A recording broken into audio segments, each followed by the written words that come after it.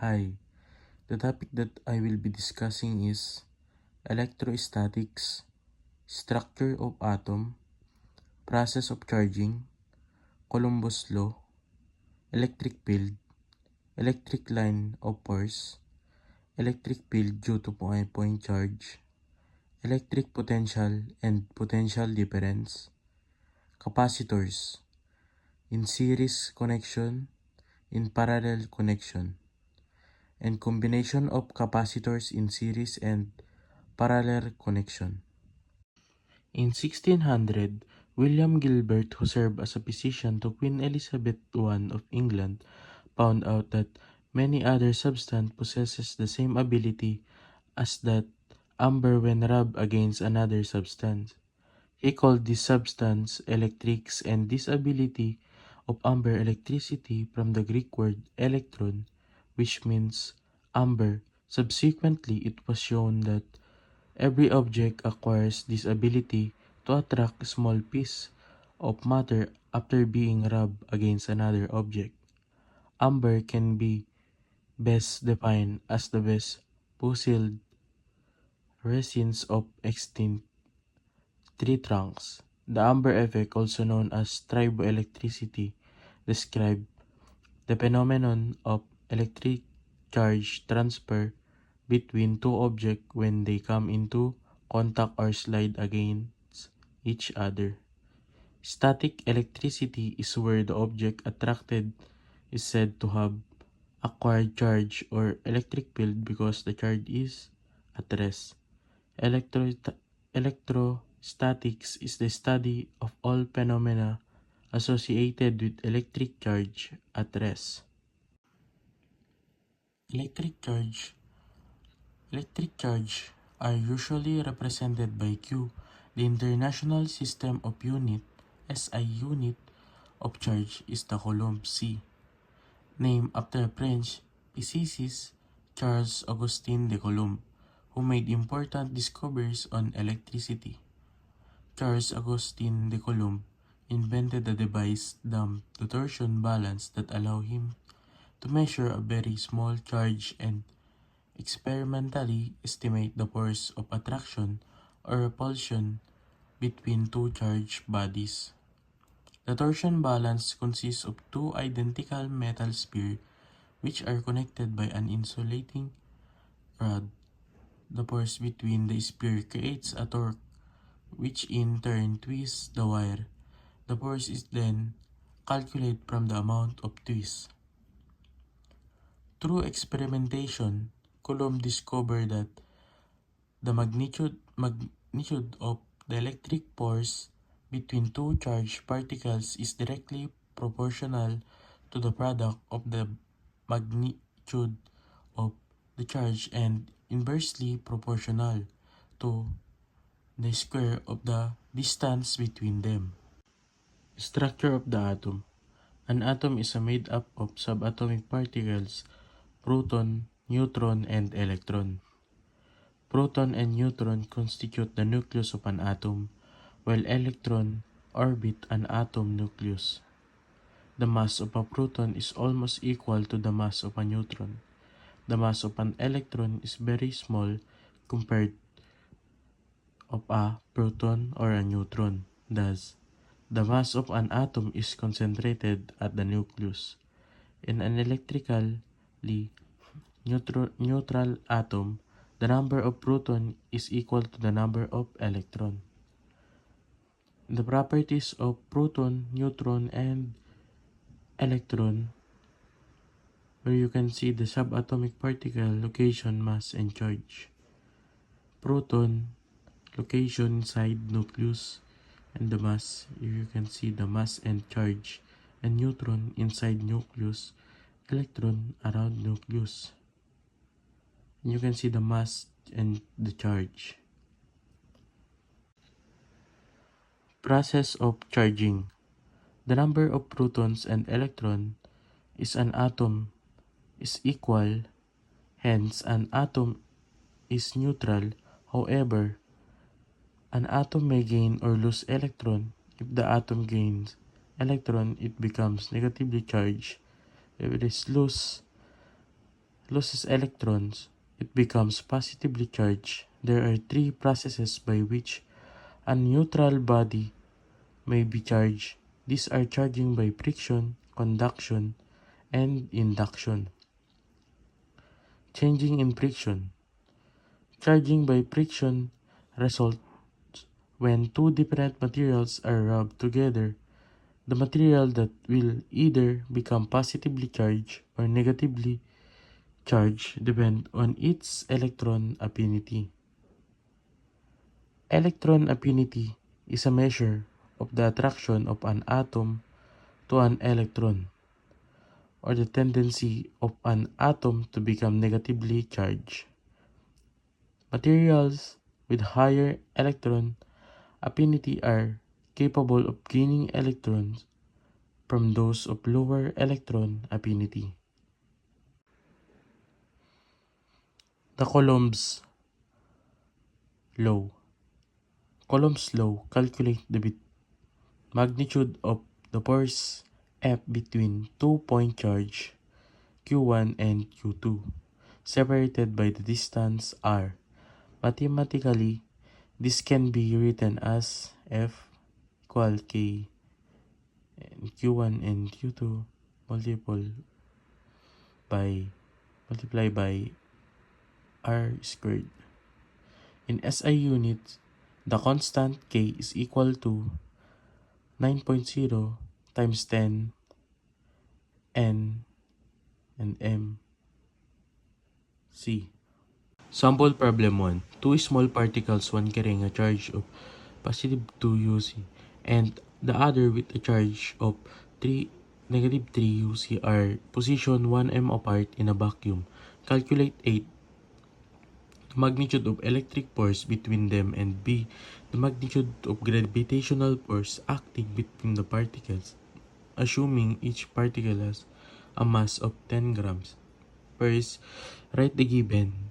Next, solve letter A, choosing the solution column Q1, Q2, and R squared. First, write column 9 times 10 raised to 9 and M squared and C squared. Then, just follow the method on the PowerPoint. 2 times 10 raised to negative 6. That's the Q1 and Q2. And under, just write the R 1m squared. And then, on what you will get negative 6x 10 raised to negative 12 c squared m squared, and calculate, and you will get 54 times 10 raised to negative 3n. Like the other,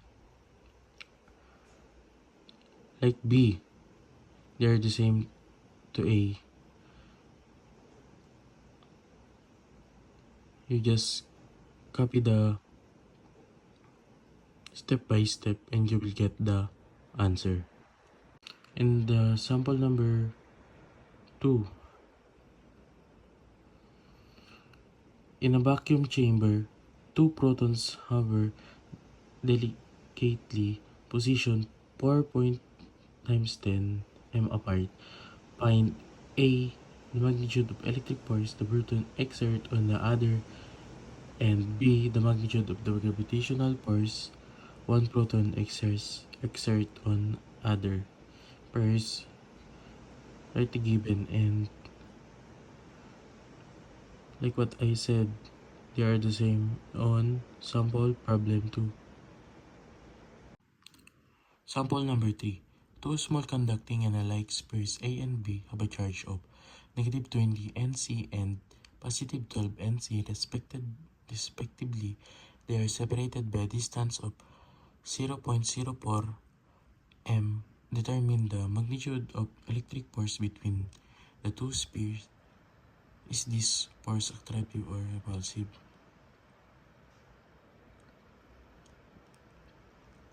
First, just write the given and next solve. And this, I will gonna flash it, and this is the same to the other examples. Electric field. Electric force is a non-contact force. An electric charge Q can exert force on other charged object even though they are at some distance away. The space surrounding a charged body is called an electric field. An electric field causes any charged particle placed into experience an electric force. Every charge has an electric field associated with it. Michael Faraday, an English scientist who made important discoveries on electricity and magnetism, introduced the use of electric lines of force to map out an electric field. Number one, line of force start from positively charged particles and on negative charged particles or continue toward infinity. Lines of force neither intersect nor break as they pass from one charge to another. 3. The greater the number of line of force, the stronger the electric field. Sample problem 1. A point charge of 4 times 10 raised to negative 6 C is placed at the origin of coordinate system. Determine the magnitude of the electric field at the point of located 0.3 meters to the left of the charge along the x-axis. First, write the given. And using the formula K, Q, and R squared. First, you use the column 9 x 10 raised to positive 9 and m squared and c squared.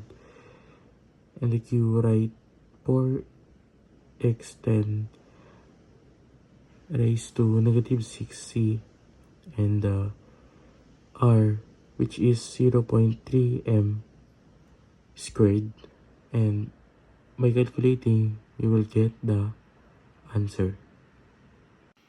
Sample number 2. A point charge of 2.0 x 10 raised to negative 8 c is placed at the origin of coordinate system. Determine the magnitude of electric field at the point located 0.8 meters above the charge along the y-axis.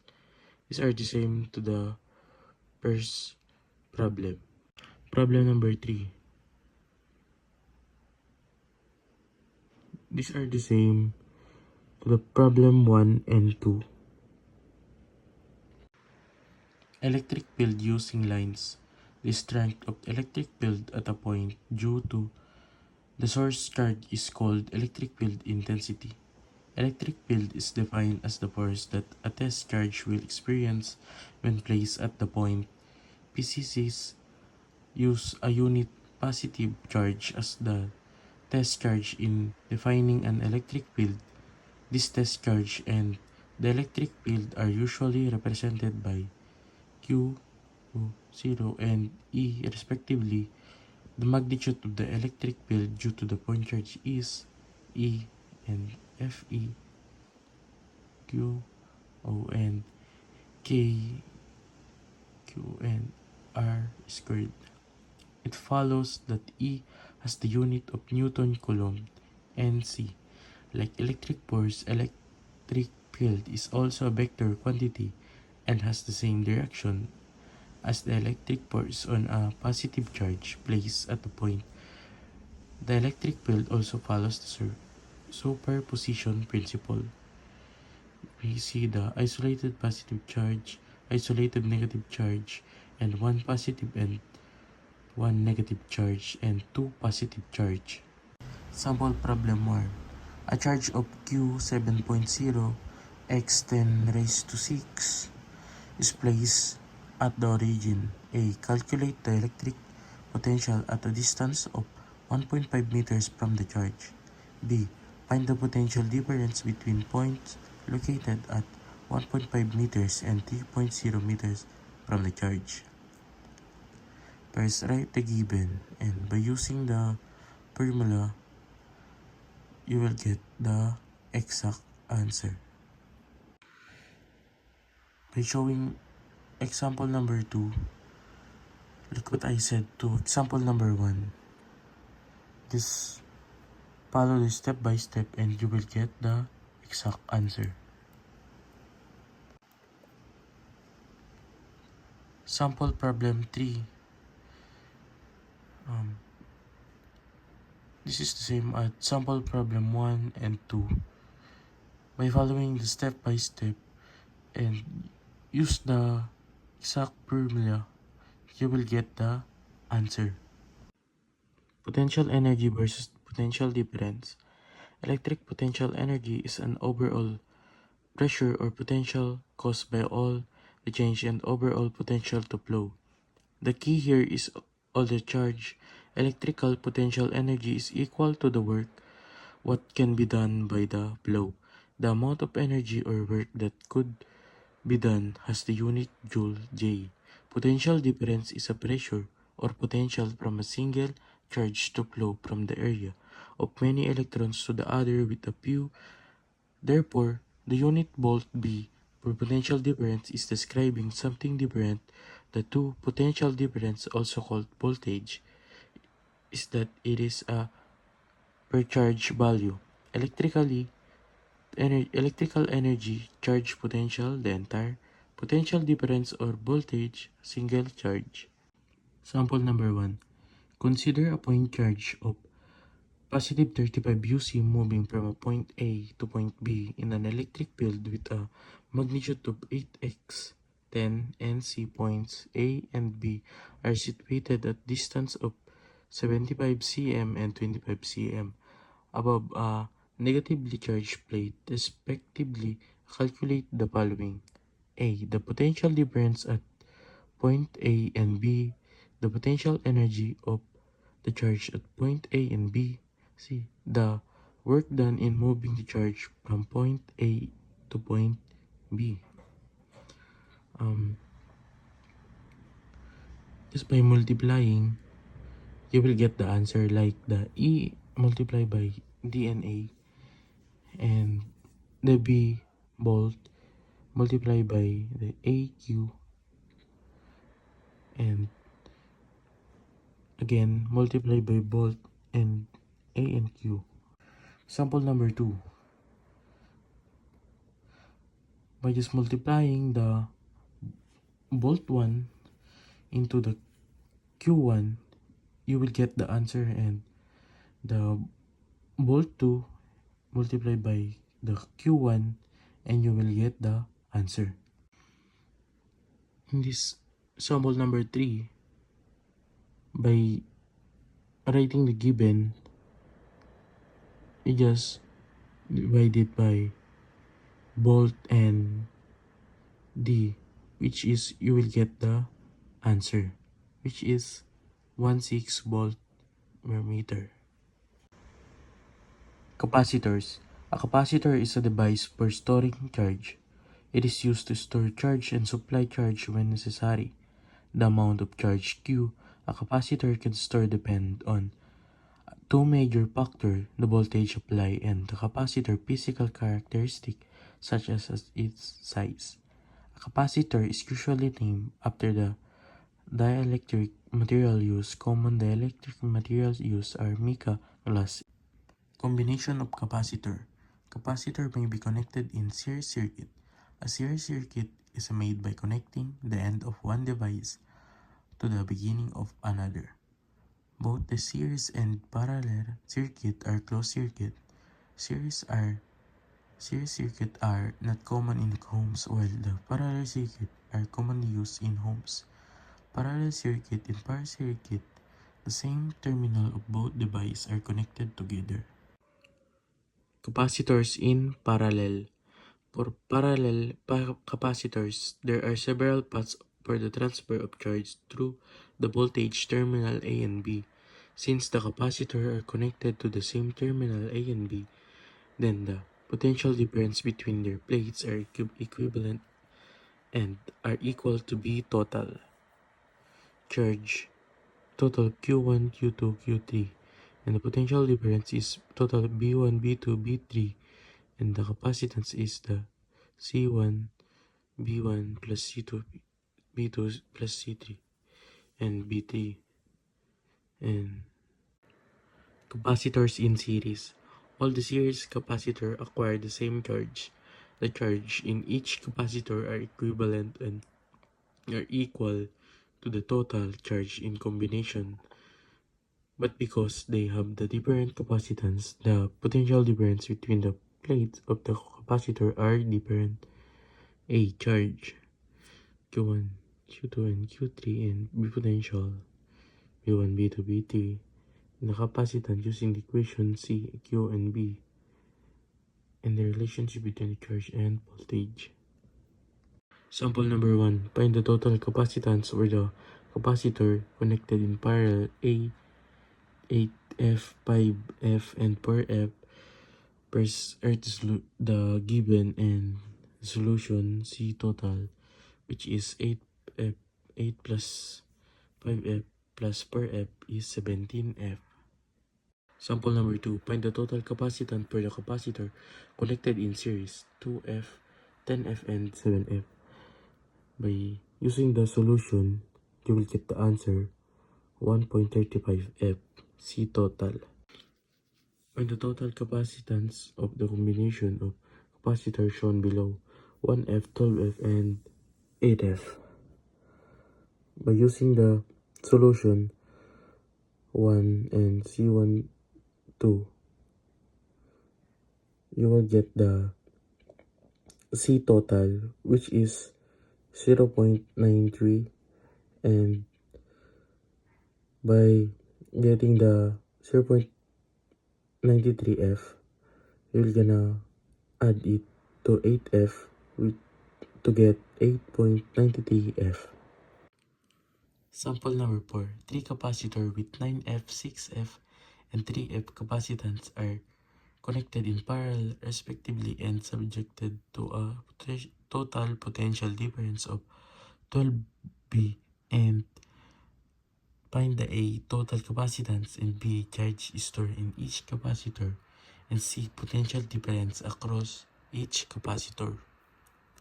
First, A, which is the total 18F, and B, the potential difference, which is just multiply C1 and B and C2 and B, and 3, the potential difference across each factor. Example number 5. 2 capacitor with 2F and 4F capacitance are connected in series respectively and subjected to a total potential difference of 11B. Find the A in total capacitance and B charge to store in each capacitor and C potential difference across each capacitor. Just like example number 4, A, you will calculate total capacitance, which is 1.33, and B charge is stored in each capacitor, which is 14.63, by multiply by the C total and the 11B, which to get 14.63 C, and C potential difference across each factor. Just add 7.32B plus 3.66 because of the B across 2F capacitor and B across 4F capacitor. You will get the 7.32B and 3.66B. The answer is 10.98B and the round to 11B.